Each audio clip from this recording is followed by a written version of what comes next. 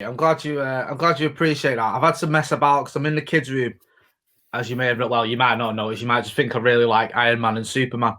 But yeah, I'm in their room because we're in the process of moving. So there's no table or chairs for me downstairs, and the kids are in the new house now. So I'm home alone.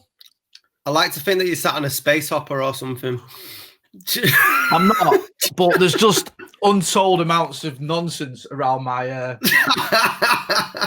down by my feet. It's just like fucking hell. Honestly, mate. There's all sorts. Oh, there's a little Manchester United thing there as well. Oh, lovely. Yeah, so it's carnage in this room at the best of times, but especially while we're moving. It's just I swear to God, if someone broke into my house, they'd end up tidying up for me. How are you anyway, mate? You all right?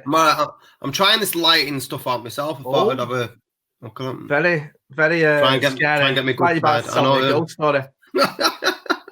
Well, we are going to tell some probably scary stories, but I can't. Oh, last week, yeah. Brilliant.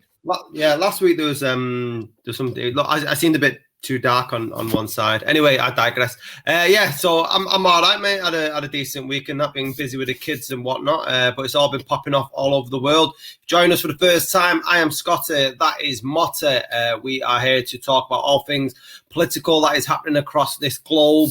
Also cultural news and whatnot, and what year to be doing it. Obviously, there is lots of stuff on both sides of the Atlantic. Jay is the only person that I know that knows everything there is to know about American politics. I know. In fact, I think I know a lot of people, and you're the only person I know that is banging into American politics. If I was on Who Wants to Be a Millionaire and I'd want to know which vice president was shot in 1967, I'd phone you. Right, well, first I'd say none of them was shot in 1967. If you did want to go in 1963, when JFK was shot on the 22nd of November, I could have given you that one. But, no. I thought you froze there, sorry.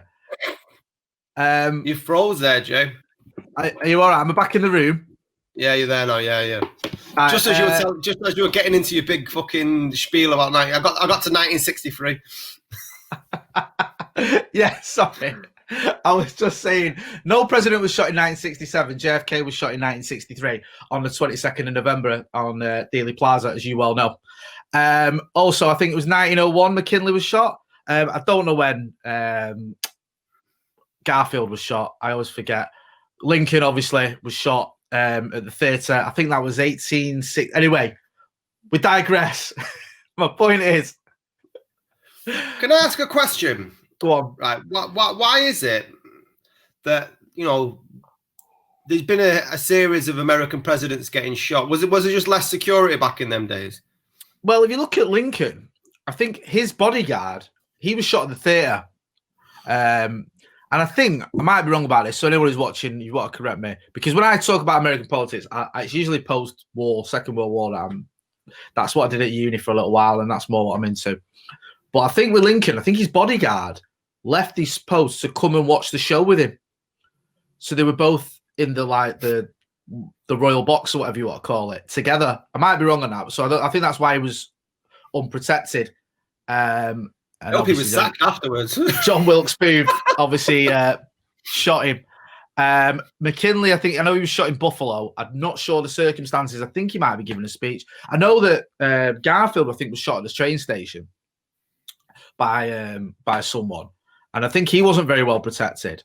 But I think the thing with I know with Garfield, and I think with Lincoln as well, I think it wasn't so much. Well, obviously the thing that killed him was getting shot, but the surgeons as well played a part, because the surgery didn't go right, it didn't go well, and it sort of exacerbated it a little bit. And then with Kennedy, the one that everyone talks about, obviously there's lots of conspiracy theories, but I think if you actually look at it, where Oswald was sat in a book depository, you couldn't really miss. I've met people who've been there, and my old history professor went there and he said you can't miss. So there was a little bit slightly lackluster protection, but now the president is much more protected. Don't forget, Reagan got shot as well. I was going to say he got a flesh wound, didn't he? Because I remember the Bill Hicks sketch where he goes like, loads of people like JFK dead. I don't know, John Lennon dead, Ronald Reagan flesh wound. But again, it was one of the Secret Service's quick thinking, because at first he thought he just broke a rib by being squashed by his Secret Service men, and it turned out he'd actually been shot. It's a little bit more serious than a flesh wound, actually. I think he had to have surgery in the end. It actually segues nicely into what we're talking about, because what Reagan did when he went into surgery, there was a lot of speculation. Don't forget, this was at the height of the Cold War. They didn't know, was this part of an assassination attempt by the Russians? Was this something more sinister? Was Reagan okay? Was he alive? And one of the things he did to prove that he was alive, he posed for a picture with Nancy, his wife, and he signed a bill. I think this is the day after his surgery, just to show that he was okay. And there was a picture of him in the hospital bed smiling next to Nancy.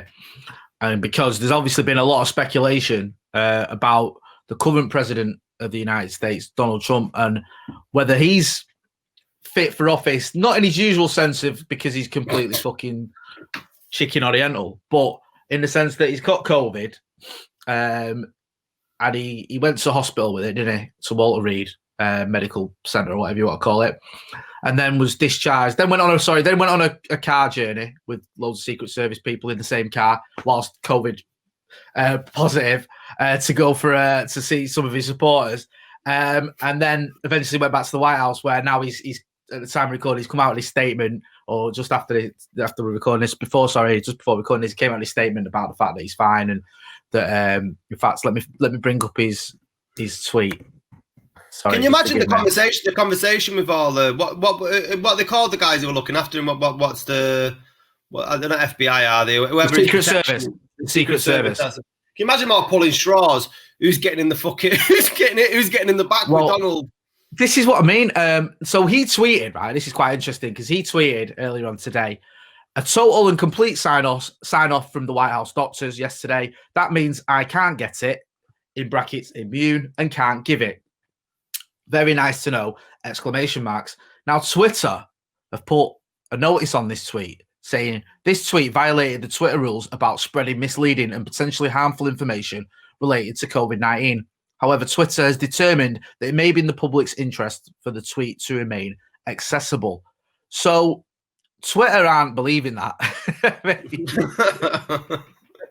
that he's immune, and that he can't spread it. And also, from what I gather, there's been a lot of sort of talk about this. He's swerving the issue of whether he's still positive, of whether he's cleared it yet, because it's only, 6 or 7 days ago, I think, that since he had it. So it's 2 weeks or 10 days at least, I think. You met her.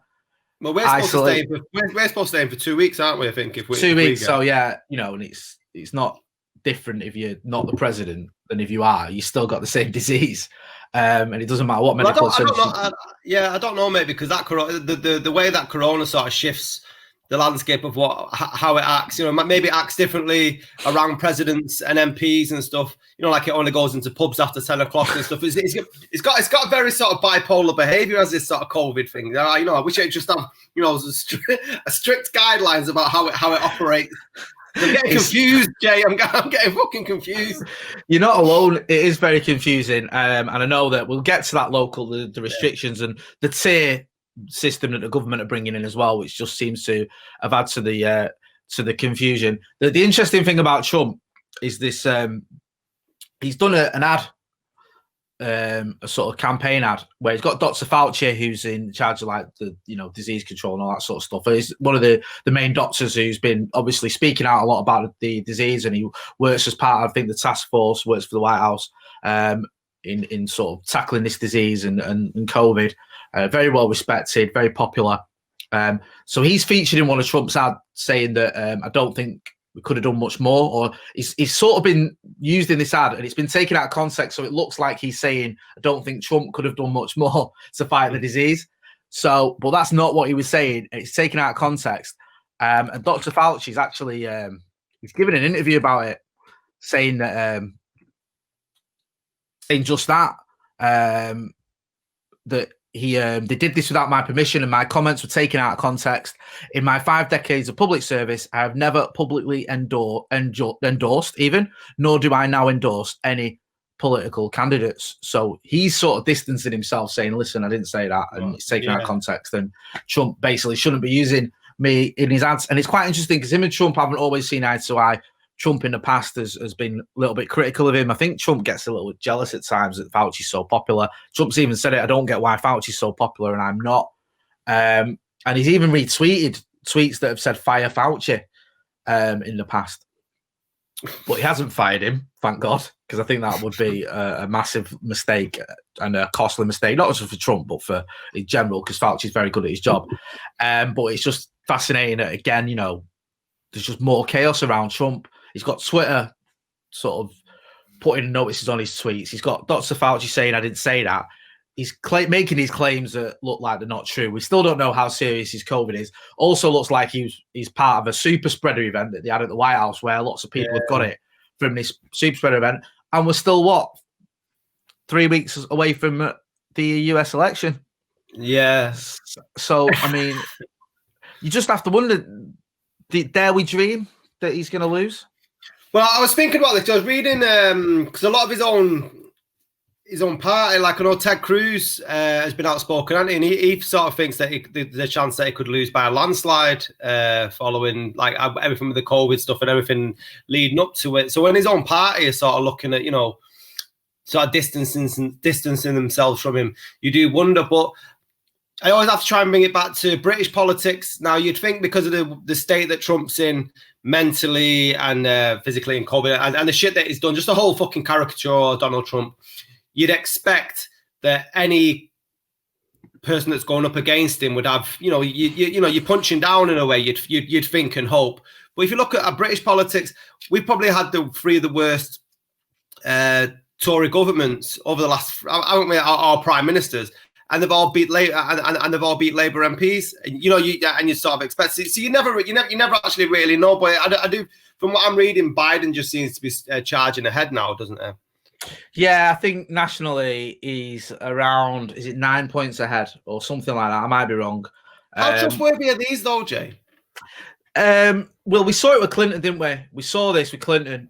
We saw it with Clinton. We saw it with Brexit. If you want to bring it back to the UK again, we saw it with things like Jeremy Corbyn when he went for Labour leadership, that no one gave him a chance, no one gave Brexit a chance, and no one gave Trump a chance. So polls can get it wrong. There's several sort of factors that sometimes polls can't account for. One is that some people may be embarrassed to admit they're voting for a candidate. You know, Trump last time round was very aggressive, very offensive, said things like, you know, I'm going to ban Muslims, mocked a disabled reporter, talks about immigrants being rapists and bad hombres. So if you're getting asked, you might not admit you're going to vote for him. You might be like, nah, I'm not going to vote for Trump. Also, there was a lot of undecided voters, and some of the polls didn't take that into account as much as they should have done. That a lot of those undecided voters actually ended up voting for Trump. So there's things like that.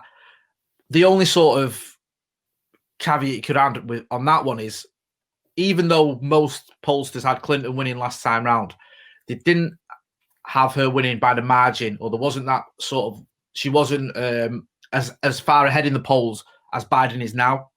And there's certain states, it's much more interesting if you look at it state by state level, because what Trump did was, the reason he won the White House, and he won it, you know, fairly comfortably in the end, was because the very close states he won them. So while she won the popular vote, more people voted for Hillary Clinton than voted for Donald Trump. She won like the big states, California, New York, etc., and she won by wide margins there. But when some of the states, I mean, I think he won Michigan by 0.1%. Like he only just carried Michigan. But it's that sort of thing. He won a few states. I think Wisconsin was quite close as well. So he won some states by just about winning them. But that, you know, that's enough in America. You win the electoral college, you win the presidency, and that's what he did. So, you know, a lot of people weren't happy about that, but those are the rules of their election and the way they work it, regardless of how stupid you might think it is. And he won like that. Now it looks like it's slightly wider in some of those states, and that Biden should carry them, because I think the only way Trump wins is if, again, he almost does what he did last time and wins all the close ones, and you know, doesn't win the ones that he's not expected to win or not got a chance of winning. It's going to be interesting, because certain states, like even Texas is in play, which, you know, everyone thought would be guaranteed Republican. Florida, he'd have to win that, I think, to have any chance. And that's sort of, I think that might just be in his favour. I'm not quite sure, but it's quite close again. I think Nevada's quite heavy for Biden. So there's a lot of states that are sort of could go either way. But by and large, the way things are going, it's very, very difficult. It's going to be very difficult for Trump to repeat what he did in 2016. Is this a case, though, of Trump losing the election, or is it Biden winning? 100% Trump losing it. 100%. Biden's not even that popular in terms of most voters. It's not. He's not. So it's like the best of a bad bunch sort of scenario. Most voters, the reason like a lot of people in the polls saying they prefer Biden is they don't actually like Biden. They just don't like Trump that much. They'll vote for Biden, if that makes sense. Same with the Johnson and Corbyn thing then. Yeah, 100%. So because Trump could have won this election, or he still can. So don't want to say he's not going to win because, this is, for starters, there's a long way to go. Anything can happen. We've seen twists and turns in elections before. Some candidates have had massive leads and it's just evaporated. Or there's been a game-changing incident. Something's happened where people think, hang on a minute, whatever. So it's not a foregone conclusion by any stretch. But a lot of the polls indicate that because Trump is he's made himself less and less popular with the things he said, the things he's done. COVID has been a game changer because I think if it was just the economy and if COVID hadn't have happened, or if he'd have got to grips with COVID, even in a rudimentary fashion, he could still win the election because I think the economy, most people are quite happy with that. And as Bill Clinton said, it's the economy's stupid. If people are happy with the economy, the incumbent president tends to win. If the people aren't happy, then the other candidate tends to win. So the economy, even though before COVID was doing okay, I think it was in the right direction. COVID's obviously hit it hard. People aren't happy with his response to the COVID, which is obviously a knock-on effect it's had on the economy as well. So he's losing because of that. And I think even him getting COVID, we spoke about this last time, which could have tipped things in his favour because people might feel sorry for him. Yeah. Oh, he's been there himself. He knows what it's like. All that sort of stuff. It hasn't worked because he's been so dismissive of it since COVID, since it came about. His reaction has been just that, very reactionary. Nothing sort of proactive. It's all been like lastminute.com reactions and then sort of arguing with the science and stuff like that and making silly statements about how it'll just disappear and how you should inject bleach and just shout like that. That when it comes to COVID, no one's really trusting him, or very few people are, and he's not getting any sympathy, as we mentioned earlier. So it's becoming increasingly difficult for him to get a path to victory. Not impossible. And the thing with Donald Trump, you never ever count him out, ever, because he has this habit, doesn't he, of Teflon donning it. People counted him out last time around. The polls, when that whole Billy Bush thing came out about grabbing by the pussy, everyone thought that was the end of it. No one even gave him a chance of winning the Republican nomination, to be fair. And there was a lot of conspiracy theories going around that he was even just doing it to help the Clintons because he was their mate. I know it sounds crackers now because they all hate each other, but there was that. There was the idea that Hillary Clinton was absolutely jumping for joy and high-fiving a team when he got the nomination because he just thought he had no chance. And he ended up prevailing. So it's not done by any stretch. But just one final thing on this as well. The interesting thing is because he's 74, I think he is. Let me just double check that. Sorry. He's 74, I think, and Biden's 77. So the vice presidents, there's a good chance that, they could become president during the next term, whoever that is. So that's why the Kamala Harris and Mike Pence debate was quite interesting the other night, because there's potentially one of the next presidents taking part in that debate, because there's every chance Biden or Trump might not see out another term.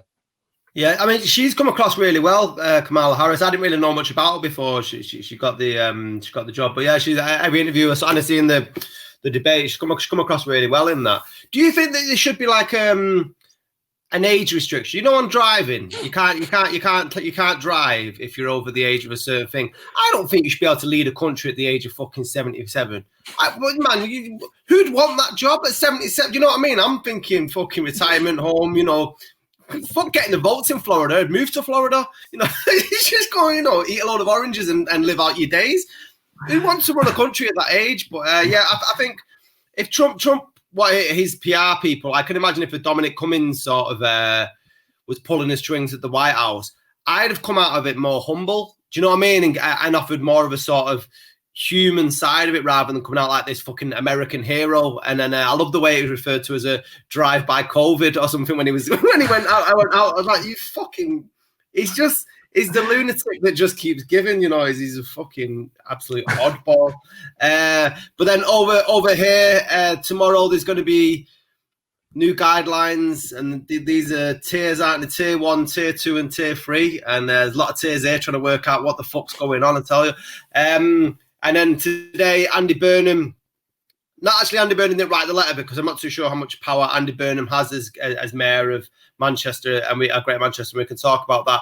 But a lot of the MPs from across Manchester, I wrote a letter to the government saying they want scientific evidence for this closing the hospitality sector and putting a shitload of people out of work and businesses out of work, and then offering them the pittance that is 60% of their wages when if the same thing happens in the southeast, the furloughed on 80%. How on earth is that a just and right thing in this country? All in it together, my ass. What have you made? What have you made of that? Firstly, Andy Burnham's great for sound bites and stuff, but can he make a difference in his position? I don't know, mate. I mean, I used to cover the Manchester Mayor, Greater Manchester Mayor stuff a lot. I spoke to Andy Burnham. I spoke to him years ago when he was Lee MP. I interviewed him a couple of times. And then when he ran for Mayor, I interviewed him quite a lot. There was a running joke in my house that you seen Andy Burnham today. My missus used to say that to me because I interviewed him at one point. It was like almost every day. I seemed to be interviewing him when he was running, when he was elected, post the arena attack. He did a lot of stuff, good stuff as well. I interviewed him about, and I've always got on well with Andy. I like him. He's not my mate or anything. I'm not going to pretend that, but we had a good sort of relationship when I was a reporter. And I've always found him a pretty honest, genuine guy. I do think he gives a shit, even if he is Scouse. But he's a good Scouse, though. He's the good Scouse. He's the blue Scouse, isn't he? So we'll let him off with that one. If he was a red Scouse, he'd have no chance of getting elected mayor of Greater Manchester. Never would have happened, and I think he'd be that one. Bald on the man that tries that, though. It was mad, right? Because I tell you one thing, just sort of, as a sort of an aside, it just reminded me of when I covered the election when he got elected as mayor, and we were doing a thing at Q103 where we were doing a Cash for Kids initiative. Like we had this superhero day thing, and it was in front of the town hall. We were announcing the total of cash we'd raised that day. Everyone dressed as superheroes and all this sort of stuff. And it was at the GMX Centre where the election count was being done. And we wanted to get Andy Burnham to do the announcement for us. Because it was a foregone conclusion he was going to win. He won by a fucking landslide. I mean, Manchester's predominantly Labour anyway, so it was always going to be highly unlikely anyone else was going to win. But even so, he's the result in terms of the votes he got was pretty impressive. So he was doing his interviews, and we'd arranged this with him. I said, can you come and do this announcement at the town hall? And he was like, yeah, no worries. Anyway, did one interview and after another. And we were in a rush because, like, obviously they're at the town hall waiting for him. And they were ringing me like, is he done? Is he ready? And I was like Andy, like, they're waiting for us. So you know where GMX is from the town hall. Yeah. So he'd been elected, and it's no word of a lie. So we ran from GMX, me and him, and all his staff, to the town hall. Right? It was only like a 5-minute run, but it was really funny because he's quite a slim sort of. He's older than me, but he looks after himself. He does like marathons and shit. So he's quite fast anyway. So, and I was obviously keeping up with him, and this is sort of 6 or 7 years ago when I still had, wasn't carrying as much timber. And so we were sprinting, and we left these staff for dead. They were like miles behind. But it was funny because running through Manchester City Centre, and he'd literally just been elected, and I could see people like going, "Isn't that Andy Burnham?" Like, as me and him were running, and then we got into the town hall, and he did the announcement. He managed to catch his breath. He did really well, to be fair, but it was bizarre because he'd literally just been elected like an hour before, and that was like the first official thing he did. But it was good, man, because that just sort of showed he was like, yeah, come on, let's go and do this. But yeah, I mean, I like him, but like you just asked in your question, how much power does he have? He has to sort of beholden to the government in many respects. I don't think he can. I'm not completely sure, but I don't think he can change rules. I think there's talk of him taking legal action on certain things because he's not happy about them. That's one sort of idea that has been suggested. That's going to happen tomorrow. Apparently they're serving documents, aren't they, at 10 o'clock tomorrow morning? Right, so they're gonna because I think they call it grossly unfair, so they're gonna take legal action, which shows obviously then if he's gonna have to do that, legally, he can do that. That's a sort of a course of action that he can take. But I don't think he personally can just go, right, I've decided we're not going to abide by these and lockdown's over. It doesn't work like that. I think it's more budget and transport and stuff like that the mayor's control.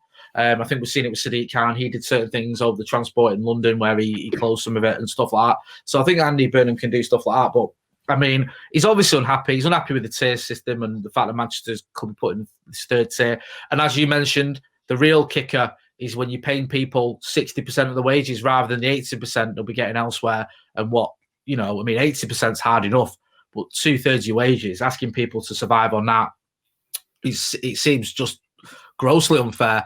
And then these local lockdowns as well, what sort of effect does that have on people? The talk of shutting pubs again and stuff like that and closing hospitality. I mean, I get there's this pandemic going on and I get we have to abide by these rules and we have to take precautions, but it does seem like it's ripping the guts out of Manchester. It really does. And it's really worrying because you worry.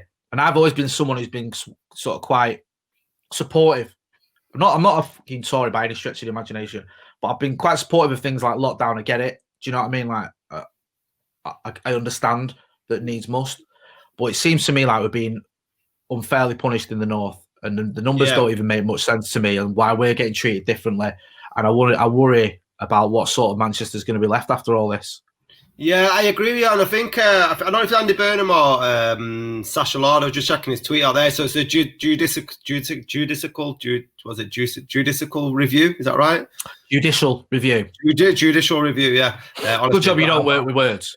I've got an English degree and everything.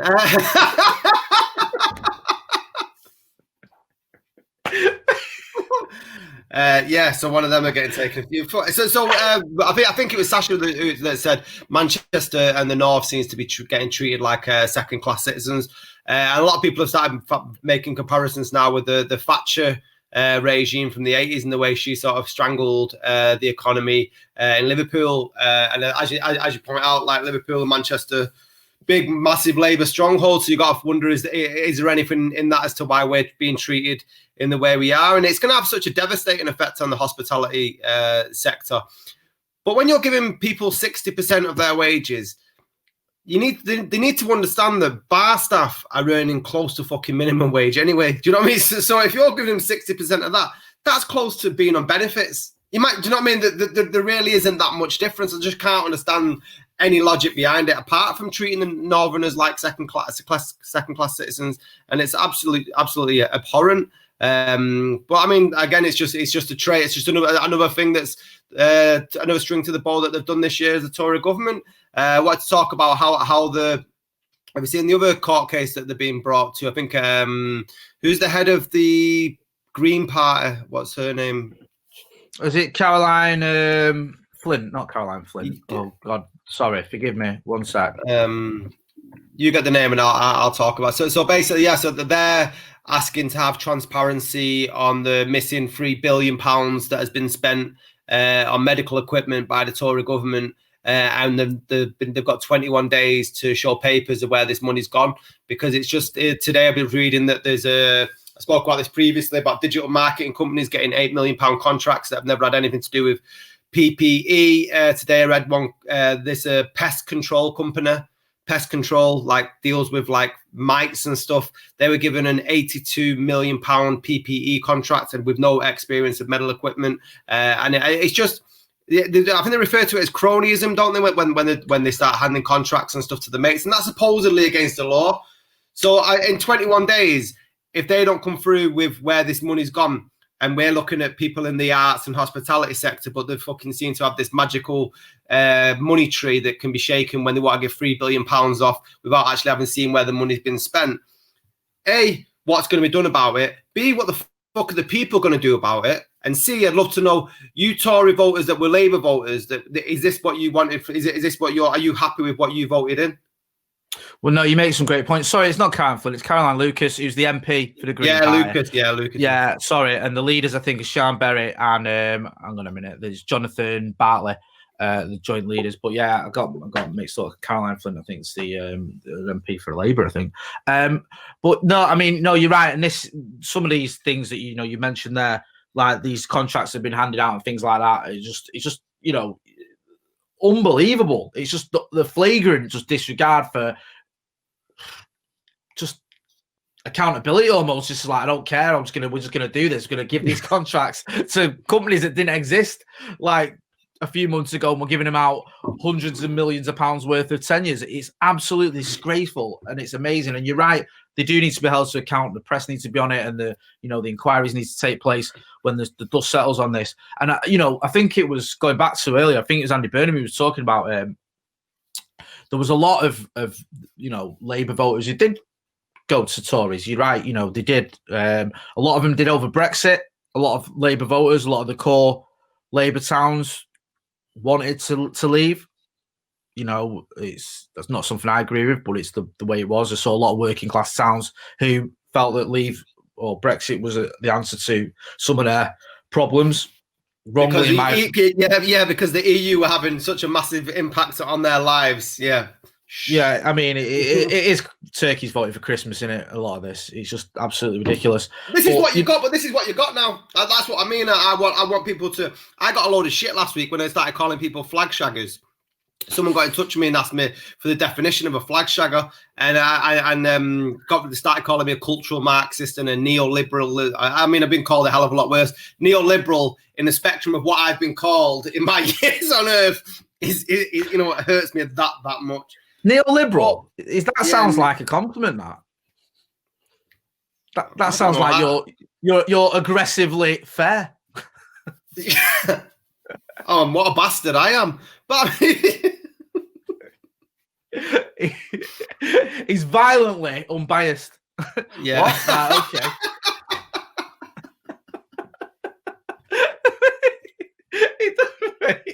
Neoliberal, eh? Yeah. Listening to both sides, caring about others, and listening to both sides of the argument. What's the matter with you? Yeah, I mean, listen, we're through the looking glass, aren't we, with a lot of these things? And it's like, I hear things like Marxist and communist. I'm not a Marxist or a communist, I'm a socialist.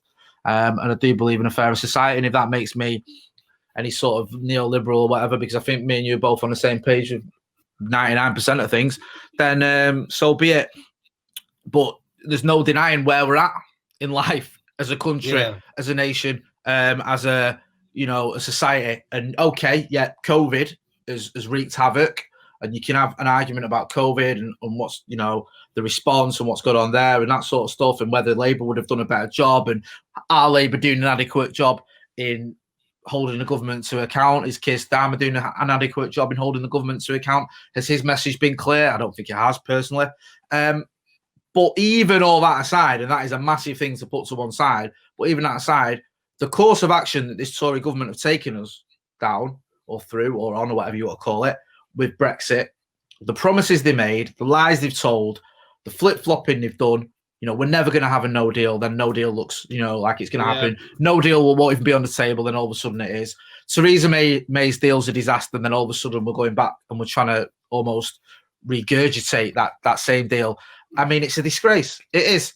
I mean, you've just told a load of lies to get into power, to keep power, and then now when it's time to sort of be held up about those lies and those lies have been exposed, you've got nowhere left to go. And it's like, then you start blaming others. You start blaming people themselves. You start blaming Europe. It's all Europe's fault. Yeah. That they can't give us this magical deal that we can't even decide upon ourselves. And it is just a farce, and it's not a funny farce at that. It's just ridiculous. And the people that, as you mentioned earlier, the people that are going to be hurt the most, in some cases, are the ones that voted for it. Yeah. That's a sad bit of, it's a bit as an irony that nobody wants, and it's true that they are going to be the ones that get hit in the pocket for it. Another thing I wanted to talk about was Rishi Sunak, or is it Sunak or Sunak? I think it's Sunak. I'm not sure, Sunak. to be honest with you. Forgive me, like, we should know. Him who always hangs around outside fucking kettle shops and whatnot. The Chancellor came out this week and said that people in the arts industry may have to retrain their jobs, which, you know, caused a shitstorm across social media and everywhere else. I think Liam Gallagher called him a twat or a cunt or something along them lines in the colloquial slang that only he would on social media. But it's an absolute fucking joke, this. I was absolutely disgusted that you can. Did they do this with the bankers? You know, when did they ask bankers to retrain? You make a great point. You know, bankers were responsible for the 2008 economic crash that left millions of people across the world losing the savings, losing the jobs, losing the homes, losing the lot. Yeah, everything. And that was almost like a deliberate act by a lot of these bankers who just didn't give a shit. No. And yet, no, you're right. No one said to them, "Oh, you know, we need to retrain." Well, a lot of them got bonuses. You know what I mean? They got fucking bonuses for wrecking the economy. And was it David Cameron said, "Oh, you've got to pay the best talent the best wage," whatever it was, when referring to the bankers, because they were giving them, you know, I mean, it's like just rewarding criminality. Do you know what I mean? It's like someone setting fire to your house and you're paying them the money to do so and promoting them. It's just fucking ridiculous. Yeah, it was just an outrage. And like you say, Rishi Sunak's come out with this and said that people in the arts should retrain. And we've seen lots of people, I don't know if you've done it, going through the website to see what they can retrain as. I tried to do it and it crashed, so I didn't get an answer. Which is handy. We did it for my show last night, and it crashed about 5 times. And I got through, but I finally got through. And I'm due to have a career in beauty and well-being. You know. Do you know what? I knew you were going to say that. I thought if there's a beautician in the making, it's got to be Scotty. Yeah, telling you, I'm going to open my own store in the Northern Quarter. I'm having it, mate. And then the other one was emergency services. I'm like, what? Yeah, can't stand the sight of blood. Scotty, I love you to bits. You're one of my best mates, right? But if I have an heart attack and you rock up, I'm not going to be happy. I did a first aid course about fucking 4 weeks ago, and I had to nail that much caffeine to get through it. I would not trust me with fucking. The best thing is it's emergency services. So maybe I don't know. You could be a cop, you could be riot control. Imagine that. looking up my baton and shit. Yeah, mate. Do me a favour. Yeah. Put that hammer down. Come on, don't be like that. Mate, at least I can't say shit no matter what it offered me. The sad thing is, I'll have a look. I'll see if I can get through and see what he says. The sad thing is, like, now more than ever, we need people like yourself, and I do class you in the same bracket. You know, you're providing creativity and culture. We need that. We need music. We need the arts. Do you know what I mean? I go round the bend. If it wasn't for being able to listen to music and be able to have that escapism when we're going through all this tough time, so to say that we need it less or fewer eyes is just absolutely just beyond a joke again. And saying that artists should retrain, you know, it's most of the people that are artists have actually done other jobs. You've done other jobs yourself, and I'm an artist at the moment, and I work like maybe 3 or 4 jobs. You know, to trying to make sure I can sustain the living of being an artist. It's not any, you know, they were saying it's a luxury job. It's not a fucking luxury job, you know what I mean? Many artists work 2 or 3 jobs at least. And then they have the gall to be getting a $3.5 grand pay rise per MP a year. You're talking about criminal acts with the bankers getting bonuses and stuff like that. The fucking sheer incompetence that we've demonstrated on this show, and they've been evident for everybody else to see this year how bad they are, and they're getting a fucking pay rise. I put it on Twitter the other day. It's 4 years too long to have a job appraisal. I've worked in call centres and I have a fucking performance review every 3 months. Do you know what I mean? Do you not think that you should get like a probationary period for Boris Johnson? You know, for the first 9 months, you should maybe call him in, have a word saying, well, you know, you fucked up pretty much everything, but Can you point out your positives, please, Boris? What were you really proud of this year? Oh, you fed your kid. All right, well done. You know, fucking hell. One of them. One of them. Yeah. One of his 6, or is it 7 kids? I can't remember. There was one of him. Definitely. Tell me the positive thing that he's done. The one plus, I'm saying this, and like I said, I've got to the point now with left and right in British politics that I stick to my own fucking thought process. So I've not got a horse in this race, but I can't see one thing that they've done right. The Tories. The Tories. Try and say it without take your sort of left leaning hat off. And you're an honest bloke anyway. And if they've done something right, what is it? What is the one thing that they've done? I had this argument with some of my mates over Furlough, because when Rishi Sunak, as you mentioned earlier, when he first came up with Furlough, a lot of people that I know and get on with and like, a lot of my mates would tweet in support of him and praising him, and I wasn't buying it. If I'm being honest, I was a bit like, okay, yeah, the furlough scheme, in principle, it seems like a good idea, but I think you have to look at the ins and outs of it. How are self-employed people being treated, and what are the reasons for this? And this is not just what you've got to do to keep the economy sustainable, to keep it even remotely working, because you can't just have 3/4 of the country unemployed. Because that, if people aren't earning money, they're not spending money. The economy collapses completely. So it seemed to me like Rishi Sunak had more or less done what he had to do. I'm tired of this being the line that people say that look at it as always it was a selfless act. It's not. That's fucking. That's the country. That's not Rishi's money. That's not. He's not borrowing. He's not giving us a fucking sub till payday. That's our country's money that have been paid through our family's taxes year upon year. We're right. We have a right to that, and it wasn't a unique act. In fact, if you look at the furlough scheme compared to the likes of Germany, it pales in significance. Germany are sorting out their rights till 2021. This is what I mean. There was a lot of people like yourself, the gigging economy, for example, who were left in the dark for quite a long time. A lot of self-employed people who didn't know where they stood for a long time as well. And I think the furlough scheme, that whilst it had its positives, it was necessary. You can't have a society where there's not, the economy just collapses. They had to take action, and that's the action that they took. And I think there's always that underlying thing of you always know with the Tories that they're going to take action like that, because even though it's a kind of socialism, it's like if you don't take this action, then there's a real danger that people will expect full socialism and capitalism will start to crumble. So there's underlying reasons for the behind it and why they did it. But going back to the original question, I don't think there's a lot I can praise this government for. We spoke about Kay Burley when she said the other week that Matt Hancock, regardless of what you think about him, wants to do the best and try his best to save lives, and I don't think he is. I think we've seen it with the tenures that we spoke about earlier that have been dished out. There's a lot of money being made by the government's mates.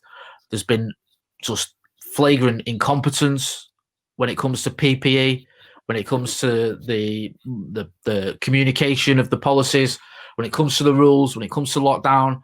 We've seen it when it's been broke. You mentioned Dominic Cummings breaking the rules, and them all rallying around him. You had the Attorney General tweeting support of him. You had Rishi Sunak and people like that tweeting support of him. Boris refused to sack him. That undermined, sort of irreversibly, or undermined the old lockdown rule and sticking to that. Millions of people just thought, well, that's it. It's out the fucking window now. Why should I bother?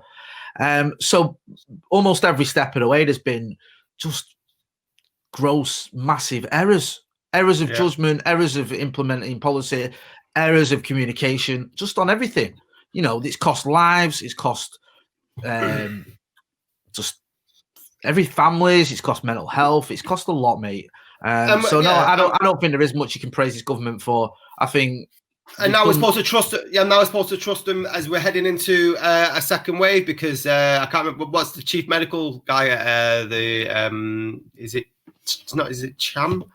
I can't remember the guy his name, but he said that we're on the verge of we are going into exponential growth now. So we're going into a second wave now. This is why I think the system's completely fucked, and why I know I make quite light about job appraisals.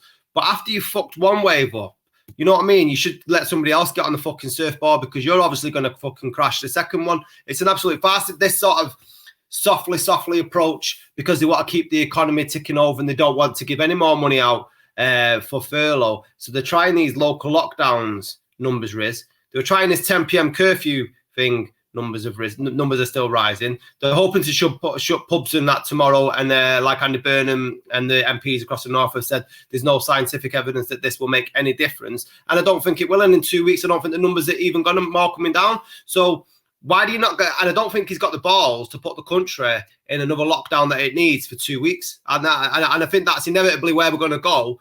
But they're causing more damage by doing it in a slow way than having the balls to do it immediately that it actually where it looks like it needs. No, I agree. I think this is, and it's that panic as well. We saw it in Manchester, a lot of people panicking now that there's going to be a full lockdown over Christmas. People sort of going out and buying like sort of stockpiling stuff or buying presents early or whatever, because there's that fear. And yeah, no, I get that there's tough decisions to be made. I understand that. I said earlier on, and I think I've said it on many podcasts here, I'm not averse to the idea of lockdowns and things like that. I just think it has to be fair, it has to be science-based, and it has to be part of a strategy and a plan. And there isn't any of that. The plan goes one way and then it goes the other. The communication about the plan goes one way or the other. The rules change constantly. And yes, you have to adapt, but they seem to change for different people. They seem to be based on, what your postcode is rather than what the figures for that postcode are. Yeah. When we mentioned this the other day when Johnson was asked, I think it was Hannah Miller for ITV or Granada was asking him about why there was lockdown measures in Manchester, but in his own constituency there wasn't, despite the numbers being identical, and he couldn't answer that. And that's the issue you've got, is there isn't a strategy where you can say, okay, I get it, this is fair, I can't argue with this, this is science-based, it makes sense, and it's fair, doesn't matter where you live. These are the numbers. These are the, these are the statistics. These are why we do. This is why it's happening. But there isn't any of that. It's almost like it's, it's potluck. Yeah, it is. It's like fucking, he's got his map of the UK on his dartboard and he's just chucking darts in it, going right, okay. Well, he's probably cut the bottom bit off. He's cut the bottom bit off, so anything below fucking Birmingham, he's not interested in. And then Birmingham and above, he's just throwing darts in and saying, all right, tell you what, we'll put them on local lockdown. They can have a bit of this. And it's just, it's difficult to get your head around. It's difficult to go along with it when you can see how grossly unfair it is and how it's just decimating industries. It's hammering communities that have already been hammered from 10 years of austerity. That's another fucking story we don't need to get into.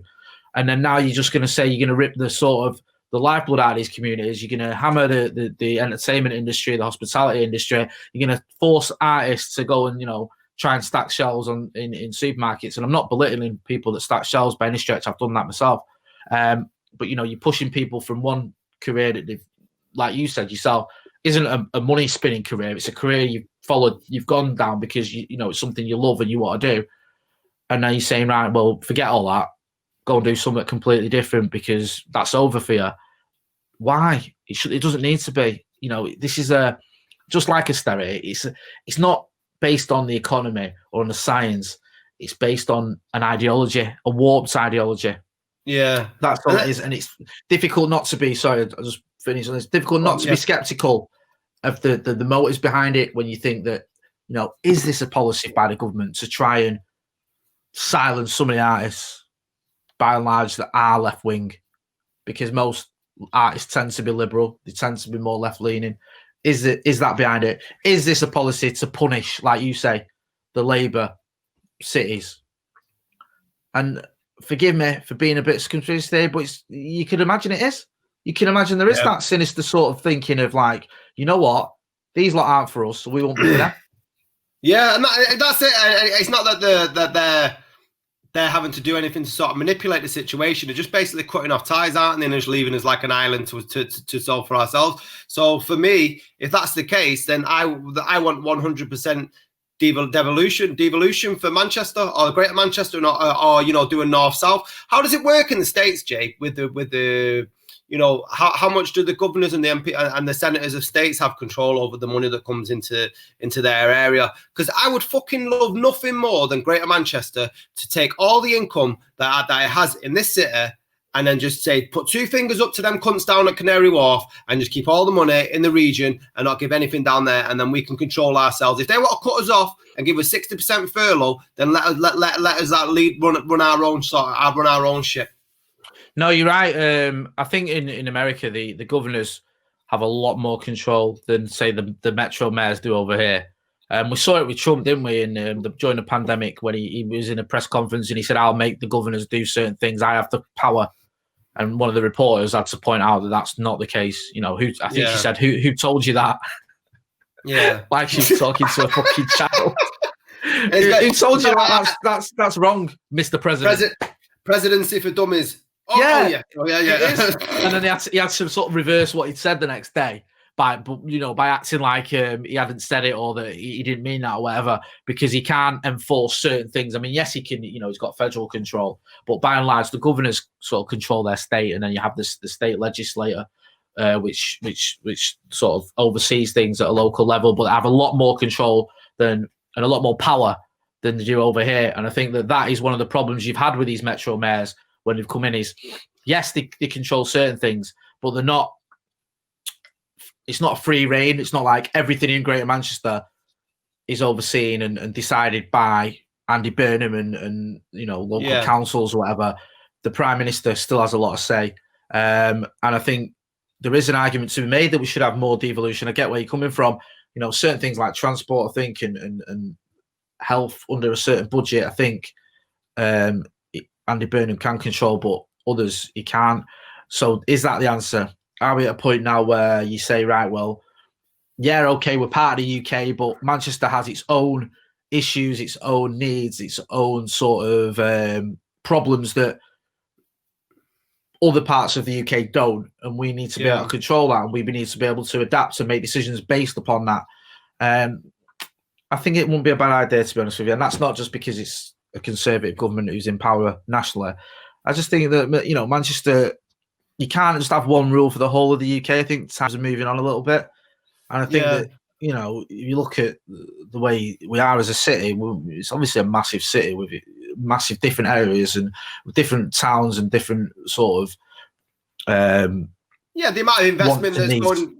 Yeah, the amount of investment that's gone into this city and stuff like that. There's not anything that this city can't do that London can. But I just think that, like I said, the population is that big now. What are we, 60 million? And there is that so many different needs. I don't feel comfortable that Keith in Sunderland, because he's got some gripe with it in his area, but what he wants has an effect on me fucking down, further down the M6 or on the northwest by my control, by what's happening down in the northeast.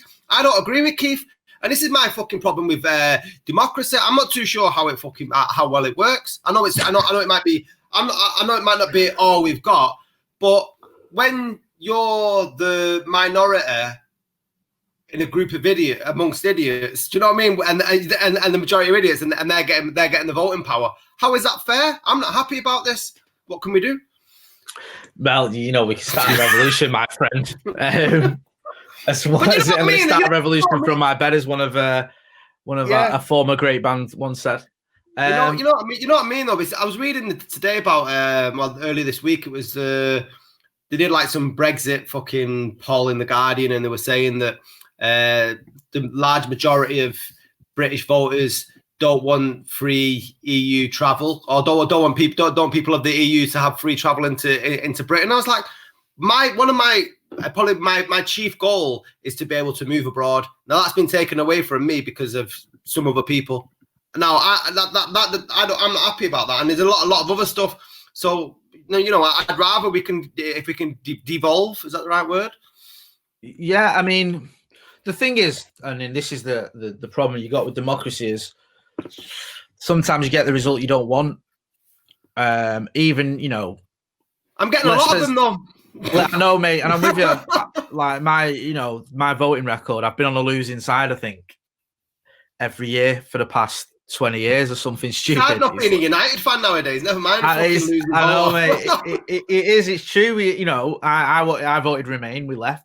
I voted Labour 4 times on the trot, or whether it's 3 times on the trot. I almost forget. It's that meant we consistently lost.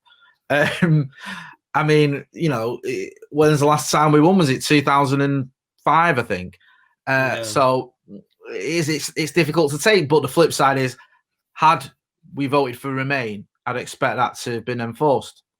You know, had Labour got in, I'd have expected that to Labour to have formed a government. You know, you can't have it both ways where it's like, oh, well, we didn't win the election, or that vote didn't go my way, so yeah, democracy's fault. I get where you're coming from, because the votes and the results of a lot of the elections I've seen recently have just been really deflating. And it has, you know, you sort of question it and you think, what is the fucking point? You know, what is the point in voting, or what is the point? And I always say this, and I say this all the time. You know, if you're going to take it a step further, then take it further than voting and run for office, run for local council. You know, there's a lad I know called Alex Mays who I want to get on the channel, actually. We got on a podcast. He's up for coming on. He's just started his own party, his own political party, a lad he used to work with. He's always talked about this. He wanted to do it for a little while now. He was like, oh, you know, I'm keen to start it. I'm not happy with the way politics are going. I want to do something about it. And I'm not mad on Labour. I don't like the Tories. Lib Dems threw us under the bus over tuition fees. I've never forgiven him. And I'm going to start my own political party, and he has done.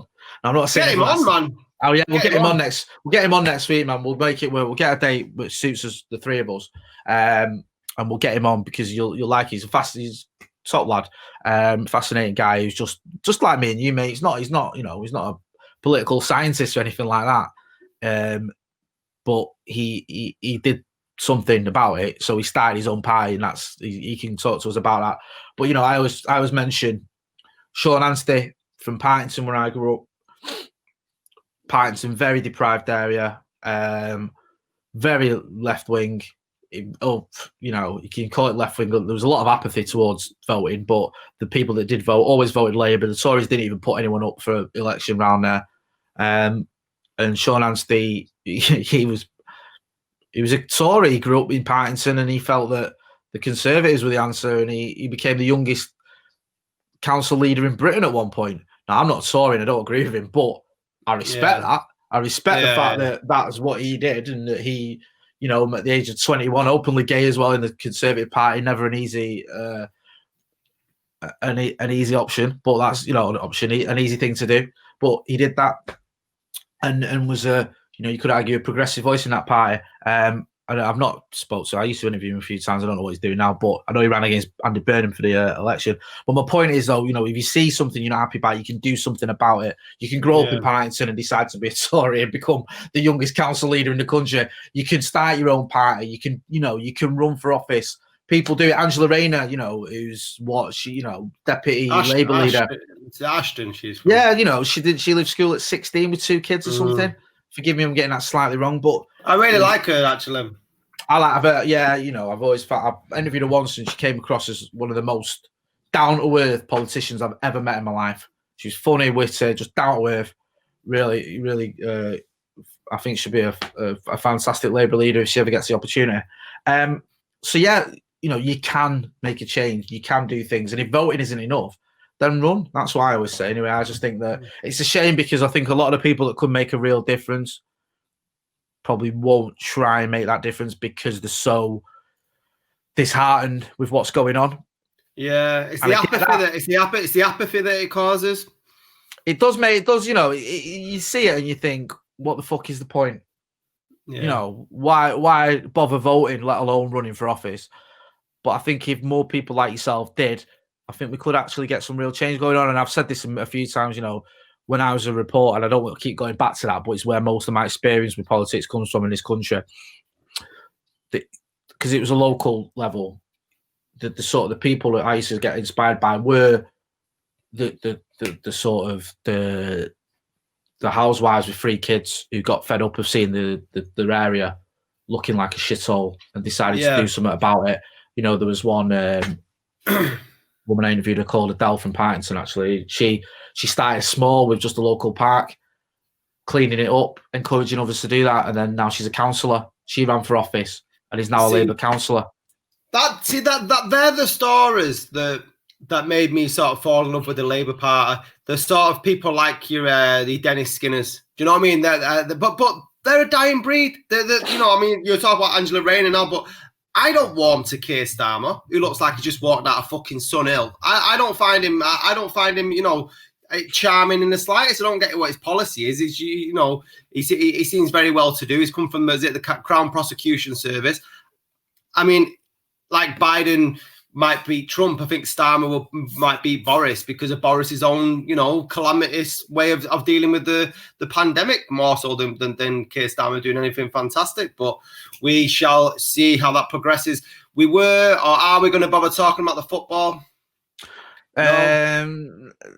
I'm not because we're talking about falling out of love with things, mate. My love for fucking football at the moment is zilch. I'm really at my wit's end with the sport. Can we just say one thing about the football? And let's get I want to get your opinion on this. Marcus Rashford, MBE. Yeah. Well done, Marcus Rashford. You should accept the MBE. I'm sure your mother's very proud of you. Manchester United fans, all of Great Manchester, very proud of you. Working class lads. We're both working class lads from Manchester. It's fantastic what you've done. I don't think you need an MBE or a knighthood to get any more sort of, the pride from your own from your own people. But for me, if I was ever offered anything with the name Empire in it, it'd go in the fucking bin. I think you've said it perfectly there. Full respect to Marcus. Don't have a problem at all with him accepting that. He's obviously, his family are proud and he's proud and rightly so.